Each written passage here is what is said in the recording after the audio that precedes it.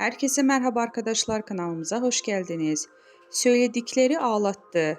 Yaşadığı zorlu sürecin ardından iyileşen Gamze Erçel ile Canel Yıldırım'ın yeniden paylaşmaya başladıkları Kızları Mavi'nin paylaşılan son görüntüsü izleyicileri ağlattı. Hande Erçel'in çok sevdiği bilinen yeğeni Mavi, katıldıkları bir akımda kullandığı cümleler dinleyenleri o detayı fark edince gözyaşlarını tutamadı.